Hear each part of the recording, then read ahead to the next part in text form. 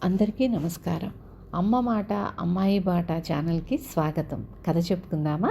బేతాళ కథలు. అరణ్యకుడు. పట్టుదల వదలని విక్రమార్కుడు చెట్టు వద్దకు తిరిగి వెళ్ళి చెట్టుపై నుంచి శవాన్ని దించి భుజాన వేసుకొని ఎప్పటిలాగే మౌనంగా శ్మశానం కేసి నడవసాగాడు. అప్పుడు శవంలోని బేతాళుడు, రాజా, నువ్వు రాజకీయాలు వదిలేసి ఆటవిక పరిశ్రమలో పడితే వెనుకటికి అరణ్యకుడు అనే ఆటవికుడు రాజకీయాలలో పడ్డాడు. శ్రమ తెలియకుండా నీకు అతని కథ చెబుతాను విను అంటూ ఇలా చెప్పసాగాడు. చంద్రగిరి రాజు అమరపాలుడంటే ఎంతలేసి రాజులకు సింహస్వప్నం. అతనితో యుద్ధం చేసి ఓడని రాజులు లేరు. అతను అలా అజేయుడిగా నిలబడడానికి కారణం సేనలోని ఆటవిక దళాలు. ఈ ఆటవికుల కుదురు చంద్రగిరి రాజ్యంలోని కీకారణ్యాలు. అక్కడ ఆటవికుల స్థావరాలు ఉండేవి. వారికి ఒక నాయకుడు ఉండేవాడు. చంద్రగిరి రాజ్యం కోసం అతని ప్రజలు ఏం చెయ్యమన్నా చేశారు. అమరపాలుడితో ఆటవిక నాయకుడు చాలా అన్యోన్యంగా ఉంటూ అతనికి ఏటా అటవీ సంపదతో పాటు మెరికెల్లాంటి యువకులను సైనికులుగా కూడా పంపేవాడు. వారితోనే అమరపాలుడు తన ఆటవిక సైనిక దళాలను నిర్మించుకొని దాపులనున్న ఒక్కొక్క రాజ్యాన్ని పాదాక్రాంతం చేసుకొని ఆ రాజుల నుంచి కప్పం పుచ్చుకుంటూ వచ్చాడు. ఇలా కొంతకాలం జరిగాక ఆటవికుల నాయకుడి కొడుకు అరణ్యకుడు తమ జాతికి తీరని ద్రోహం జరుగుతుందని శంకించాడు. ప్రతి ఏడు అమరపాలుడి మనుషులు వచ్చి అటవీ సంపదను, సేనలో చేరడానికి ఆటవిక యువకులను కప్పంలాగా పట్టుకుపోతారు. అతను తండ్రితో ఒకసారి వాదన వేసుకున్నాడు. మనం రాజుకు కప్పం ఎందుకు కడుతున్నాం? ఆయన మనని ఎప్పుడు జయించాడు? మన సంపదను, మన యువకులను కొల్లగొట్టి మనను దరిద్రులుగాను బలహీనులుగాను ఉంచే అధికారం రాజుకు ఎలా వచ్చింది? అరణ్యకుడి తండ్రి నవ్వి, రాజు వద్ద ఉన్న ఆటవిక దళాలు మనవి కావా? రాజు బలం మన బలం కాదా? రాజు మనవాడుగా ఉండగా మనకేసి ఎవరన్నా కన్నెత్తి చూడగలరా అన్నాడు. నువ్వు పొరపాటు పడ్డావు. రాజు బలం మన బలం కాదు, మన బలమే రాజు బలం. మన దళాలు లేకపోతే రాజు ఇన్ని దేశాలు జయించగలుగునా? నువ్వు నేను స్వతంత్రులం కాదు, సామంతులం. రాజు మనుషులు వచ్చి కప్పం అడిగినప్పుడు మనం నిరాకరిస్తే అప్పుడు కానీ నీకు నిజం తెలియదు అన్నాడు అరణ్యకుడు. ఆటవిక నాయకుడు చాలాసేపు ఆలోచించుకొని ఆటవికుల సభలో తాను నాయకత్వం వదులుకుంటున్నానని, ఇక నుంచి అరణ్యకుడు నాయకుడవుతాడని, అందరూ అతని ఆజ్ఞలు పాటించవలసి ఉంటుందని ప్రకటించాడు.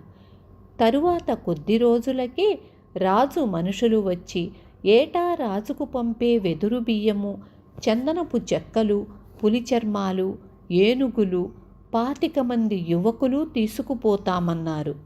అరణ్యకుడు వాళ్లతో చాలా స్పష్టంగా చెప్పాడు, మేం మీకు కప్పం కట్టవలసిన అవసరం లేదు. చంద్రగిరి రాజ్యం మీది అయినట్టే మాదీను. మేము స్వతంత్ర జీవులం. కానీ మా యువకులందరూ మీ సైన్యంలో చేరి ఉన్న కారణం చేత చాలా దుర్భరులమై ఆత్మరక్షణకు కూడా చేసుకోలేని స్థితికి వచ్చాము. ఇక మీదట ఈ ఏర్పాటు సాగదు.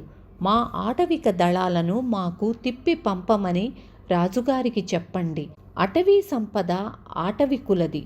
రాజుగారికి దారిద్ర్యం సంప్రాప్తమైతే మా సంపద మీద ఆధారపడవచ్చు. అలాగే రాజ్యానికి శత్రుభయం కలిగిన నాడు మా సైనిక దళాలు దేశ రక్షణకు పోరాడతాయి.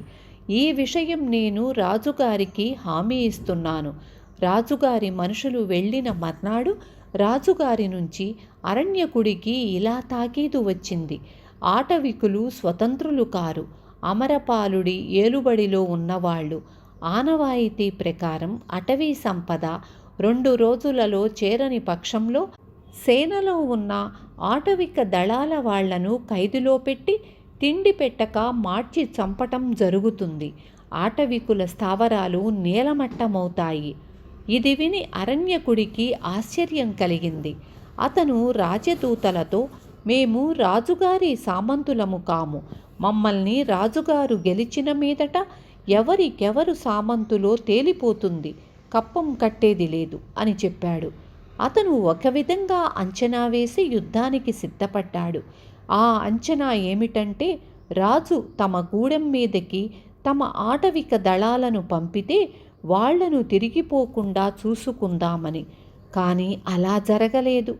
గూడెం మీదకి వచ్చిన సైనికులలో ఆటవికుడు ఒక్కడూ లేడు. ఆ సైనికులను ప్రచ్ఛన్న యుద్ధంతో ఆటవికులు ముట్టబెట్టారు. చాలామంది బందీలుగా చిక్కారు.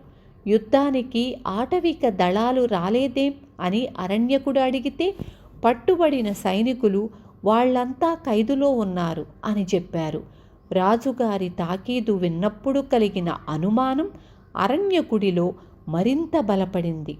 అతను కర్తవ్యం ఏమిటా అని ఆలోచిస్తుండగా అనుకోని సంఘటన ఒకటి అతనికి తోడ్పడింది. కొందరు దొంగలు కీకారణ్యంలోకి ఒక మేనాతో సహా పోతూ ఆటవికుల కంటపడ్డారు. దొంగలకు ఆటవికులకు పోరాటం జరిగి దొంగలంతా పట్టుబడ్డారు. మేనాలో ఉన్నది రాజకుమార్తె. దొంగలు నిజంగా దొంగలు కారు. అరణ్యకుడు చిత్రవద చేస్తానని భయపడితే నిజం బయటపెట్టారు. రాజుగారి ఏకైక సంతానమైన కుమార్తెను అరణ్యంలోకి తీసుకుపోయి చంపమని మంత్రి వారిని నియోగించాడట. అరణ్యకుడికి ఒక్కసారిగా జ్ఞానోదయమయ్యింది. అతని అనుమానం రూఢి అయిపోయింది. అతను మంత్రి పంపిన వారితో, రాజకుమార్తె సంగతి చూసుకునే బాధ్యత నాది. ఆమె ఇక మా గూడెం మనిషే అనుకోండి. పోతే మీరు నాకు శుభవార్త తెచ్చారు కనుక మిమ్మల్ని విడిచిపుచ్చుతాను. నాది మంత్రిగారిది ఒకే ఆశయం. ఆయనను సింహాసనం మీద కూర్చోబెట్టడానికి నేను సిద్ధమే. నాతో సంప్రదించడానికి ఆయనను ఒక్కసారి రమ్మనండి. మా మధ్య ఒప్పందం జరగటం ఆయనకు నాకు కూడా లాభం అన్నాడు.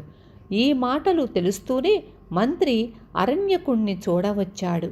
అరణ్యకుడు మంత్రిని చంపేసి రాజకుమార్తెను వెంట పెట్టుకుని రాజును చూడబోయాడు.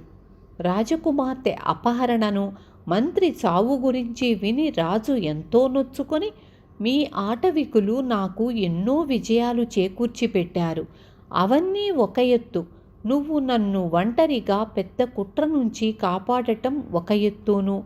మంత్రి ఏమి చేస్తున్నది నేను సరిగ్గా గమనించక పరిస్థితి విషమించనిచ్చాను. మీ ఆటవికులు నాకు సామంతులని నేనెన్నడూ అనలేదు. నీ తండ్రి నాపై గల ప్రేమ కొద్దీ మీ సంపదను, యువకులను నా వశం చేస్తూ వచ్చాడు. దాన్ని నువ్వు వ్యతిరేకించావంటే అది నీ తప్పు కాదు. మీ ఆటవిక సైనికులను మంత్రి చెరలో పెట్టించటం కూడా నాకు తెలియకుండానే జరిగింది.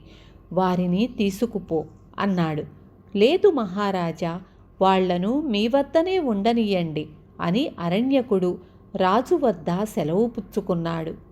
బేతాళుడు ఈ కథ చెప్పి, రాజా, అమరపాలుడు పంపిన తాకీదు విని అరణ్యకుడికి కలిగిన అనుమానమేమిటి? తన గూడెం మీద దాడి జరిగిన మీదట అది ఎందుకు బలపడింది? రాజకుమార్తె ఉదంతంతో అది ఎలా రూఢి అయ్యింది? తనలాగే మంత్రి కూడా రాజు పతనం కోరుకున్న సంగతి ఎలా తెలిసింది అతనికి? తెలిసినవాడు మంత్రిని పిలిపించి ఎందుకు చంపాడు? అంతా అయినాక అరణ్యకుడు తండ్రి నాటి ఆనవాయితీని పూర్తిగా ఎందుకు ఆమోదించాడు? ఈ ప్రశ్నలకు సమాధానం తెలిసి కూడా చెప్పలేకపోయావో నీ తల బద్దలవుతుంది అన్నాడు. దానికి విక్రమార్కుడు తన తండ్రి రాజు పట్ల స్నేహంతో కాక దాస్యబుద్ధితో ప్రవర్తించాడనుకోవటంలో కొంతవరకు అరణ్యకుడు పొరపాటు పడ్డాడు. కానీ ఆ పొరపాటుకు కారణం లేకపోలేదు. రాజు మనుషులు కప్పంలాగా పట్టుకుపోతున్నది అతను సహించలేక తాను నాయకుడు కాగానే దాన్ని నిరాకరించాడు. రాజు ఏం చేస్తాడో దాన్ని బట్టి తండ్రి వైఖరి నిజమో కాదో తెలుసుకుందామని అతని ఉద్దేశ్యం కావచ్చు. కానీ రాజుగారు ఈ కప్పం కోసం ఆటవిక దళాలను ఖైదులో పెట్టి తిండికి మార్చి చంపుతానంటాడని అతను కలలో కూడా ఊహించలేదు. ఎందుకంటే ఆ దళాలను చంపుకోవటం కన్నా రాజుకు ఆత్మహత్య ఉండదు. అందుచేత అది రాజు పంపిన సందేశమేనా అని అతనికి సందేహం కలిగింది. ఆటవిక సైనికులు చెరలో ఉన్నారని మంత్రి పంపిన మనుషులు చెప్పినాక ఇది మంత్రి ఆలోచనేనని, అతను రాజును నాశనం చేయడానికి ఎత్తువేస్తున్నాడని అరణ్యకుడు స్పష్టంగా గ్రహించాడు. తన సందేశం విని ఎప్పుడైతే మంత్రి వచ్చాడో అప్పుడే అతను రాజద్రోహి అని తేలిపోయింది.